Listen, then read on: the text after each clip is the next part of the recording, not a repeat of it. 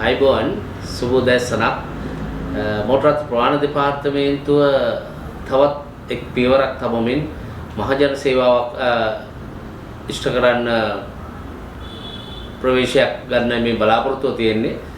අපි අද දවසේ ඔබ හමුවට එන්නේ දකුණින් පටන් ගමු කියන මාතෘකාවත් එක්ක. විශේෂයෙන්ම මේ දිනවල මහමග ආරක්ෂාව පිළිබඳ වාහන අනතුරු පිළිබඳ දැඩි වශයෙන්ම සමාජයේ කතා බහ වෙනවා. ඒ නිසා මොටර් රථ ප්‍රවාහන දෙපාර්තමේන්තුව රථවාහන ශේෂ්ත්‍රයේ මහගෙදර හැටියට ඔබ හමුවට ප්‍රවේශ වෙන්න තීරණය කරා ඔබේ ආරක්ෂාව වෙනුවෙන් අපේ කැපවීම හඳුන්වා දෙන්න. විශේෂයෙන්ම මොටර් රථ ප්‍රවාහන දෙපාර්තමේන්තුවේ ප්‍රධානතම වැඩසටහනක් හැටියට අපි අද පටන් ගන්නේ දකුණෙන් පටන් ගමු කියන කතාවත් එක්ක. මේක සමහර විට අදහසක් එන්න පුළුවන් දකුණු පළාතෙන් පටන් ගන්නවා කියන කතාව. නමුත් මේක ඊට වැඩිය වෙනස් කතාවක්. ඒ නිසා මේකට අපි ප්‍රවේශ වෙන්නේ පාසල් පාදක වැඩසටහන, පාසල් පාදක ධාරිතා වැඩසටහනක් හැටියට. ඒකෙන් අපි බලාපොරොත්තු වෙනවා සුරක්ෂිත මහමාර්ග සඳහා ප්‍රජා දායකත්වය ලබා ගන්න. ඒ විතරක් නෙමෙයි අවිනීත රියදුරන් පිටු දකින්න, අනාගත පරපුරේ ආකල්ප සංවර්ධනය කියන කාරණා ත්‍රිත්වය ඇතුළත් කරගෙන තමයි අපි මේ ප්‍රවේශය ප්‍රධාන වශයෙන් ගන්න. මම කියන්න කැමති ප්‍රධාන මහමාර්ගය නැත්නම් අපේ මාර්ගය භාවිතා කරන කණ්ඩායම් තුනක් ඉන්නවා. එකක් තමයි පදිකයින්, පාපැදිකරුවන් සහ වාහන පදවන අය. මේ පදිකයින්, පාපැදිකරුවන් සහ වාහන පදවන කියන සියලු ත්‍රිත්වයටම නීත්‍යානුකූලව ලියවිච්ච ගැසට් වෙච්ච නීති තියෙනවා. බොහෝ දෙනෙක් අපි අමතක කරනවා. හැබැයි අපි ප්‍රවේශයක් හැටියට ගන්න පුළුවන් අපි පදිකයින් ගැන කතා කරොත් අද දවසේ අපි දකුණෙන් පටන් ගමු කියන අපේ කතාවේ ප්‍රධානතම අන්තර්ගතය වෙන්නේ පදිකයින් ඉලක්ක කරගෙන. ඒ නිසා පදිකයින් කියලා කියන්නේ මාර්ගයේ මහමග පයින් ගමන් කරන අය. එතකොට අපි පුංචි කාලේ ඉඳන්ම දන්නවා පාරේ යන්න ඕන වකුරු පැත්තෙන් කියන මේක. පුංචි කාලේ අම්මා තාත්තා කිව්වා, ඉස්කෝලේ ටීචර් කිව්වා. දැන් අපි නීතියක් හැටියට දන්නවා පාරේ දකුණු පැත්තෙන් යන්න ඕන කියලා. ඇයි දකුණු පැත්තෙන් යන්නේ? වාහන ගමන් කරන්නේ වම් පැත්තෙන්. ඒ නිසා අපේ ඉදිරියට වාහන එන බව අපිට පේනවා. ඒ නිසා අපිට හදිසියක් වුණොත් වැටකට පැනලා හරි බේරෙන්න පුළුවන්. ඒ නිසා පාරේ දකුණු පැත්තෙන් යාම ඉතා වැදගත්. මේකේ ප්‍රධානතම ගැටලුව තියෙන්නේ මෙන්න මේ අපි දකුණෙන් පටන් ගමු කියන කතාව පටන් ගන්න මෙන්න මෙතන.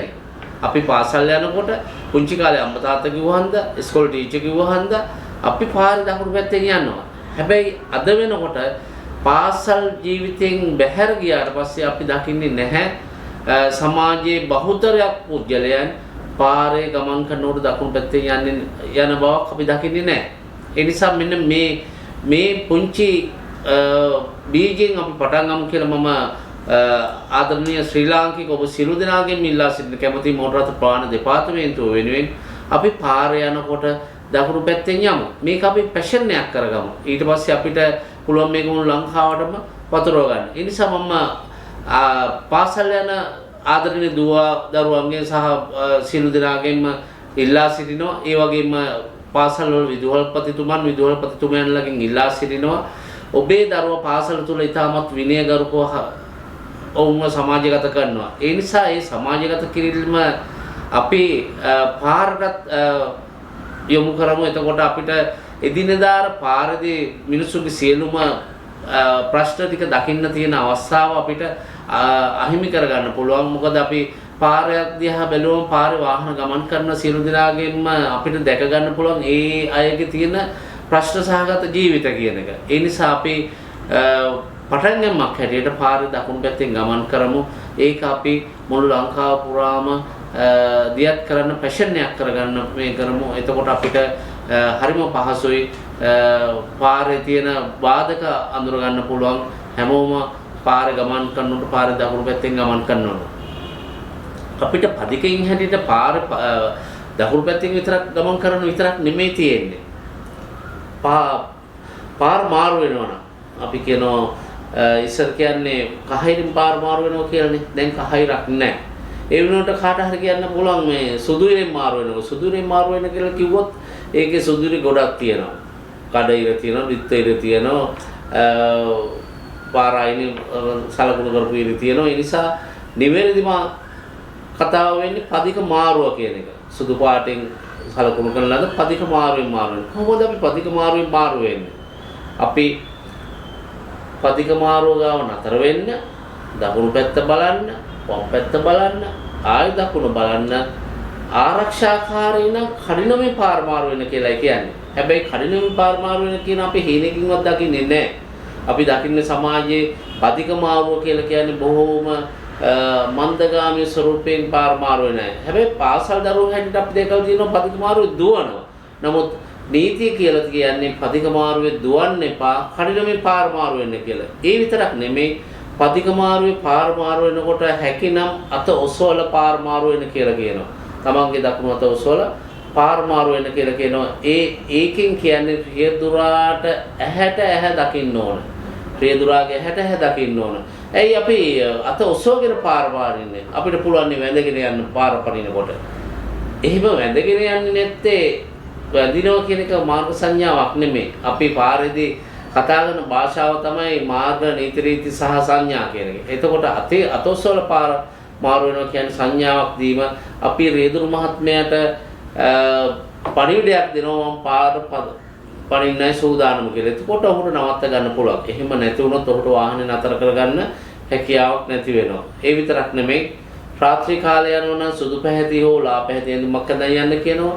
පාරේ රංචු යන්න එපා කියලා කියනවා. පාරේ රංචු යන්නේ අර සිව්පාසත්තු විතරයි. ඒ නිසා පාසල් යනවම කාර්යාලය යනවම එක්කෙනා හෝ දෙන්න පිළිවෙලට යන එක තමයි වැදගත්. ඒ නිසා අපි අද දවසේ අදිටනක් කරගමු. මම ආයේ හෙට දවසේ ඉඳලා පාරේ දකුණු පැත්තෙන් මිස ගමන් කරන්නේ නැහැ කියන එක. ඒ නිසා අපිට පොඩි දුෂ්කරතා දැනෙන්න පුළුවන් මුල් කාලේදී. හැබැයි මේක ප්‍රැක්ටිස් එකක් කරගත්තම ඉබේ මේක අපිට ජීවිතේට ලොකු පහසුවක් වෙනවා. ඒ නිසා අද දවසේ අපි මේ කියන කෙටි පණිවිඩය තුළ අපි බලාපොරොත්තු වෙනවා දකුණෙන් පටන් ගමු. දකුණෙන් පටන් ගමු කියන එකේ තේරුම පාරේ දකුණු පැත්තේ යමු. පාර මාරු වෙනවා නම් පදික මාරුවක් තුලින්ම පාර මාරු වෙනු. ඔබට හැමදාම පදික මාරු දකින්න ලැබෙන්නේ නැති වෙන්න පුළුවන් තමන්ගේ අවශ්‍යතාවයත් එක්ක. හැබැයි ඔබ වෙනත් ස්ථානයකින් මාරු වෙනවා නම් එතන ආරක්ෂිත ස්ථානයක් කියලා තමන් සැකහැර දැනගන්න. එතනදී දකුණ බලන්න, වම බලන්න, ආය දකුණ බලන්න.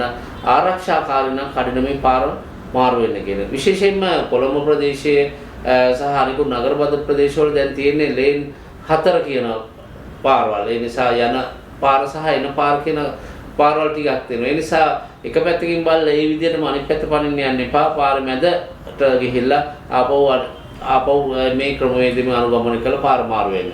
ඒ නිසා මම විශ්වාස කරනවා මෝටර රථ ප්‍රවාහන දෙපාර්තමේන්තුව හැටියට මේ කුඩා පණිවිඩය අද දවසේ ඔබේ සිස්සතන් තුළ ස්ථාපිත කරගන්න. හෙට දවසේ අපි ලස්සන රටක් වෙනුවෙන් ඔබේ දායකත්වය අපි මෝටර රථ ප්‍රවාහන දෙපාර්තමේන්තුව වශයෙන් බලාපොරොත්තු වෙනවා.